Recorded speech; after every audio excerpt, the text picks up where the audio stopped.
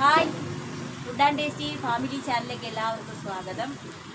ഞങ്ങളുടെ പുതിയ കടയിലേക്ക് ഇന്ന് കുറേശ്ശെ പഴംപൊരി ഉണ്ടാക്കാൻ തുടങ്ങിയിട്ടുണ്ട്. അപ്പോൾ ഇതിലെ കൃപാസനത്തിൽ വരുന്നവരൊക്കെ പഴംപൊരി ചായയും കുടിക്കാൻ വരണം. ഞങ്ങളെ പഴംപൊരി അങ്ങനെ മൂത്തിട്ടുണ്ട്. പഴംപൊരി കോരി എടുക്കുകയാണ്.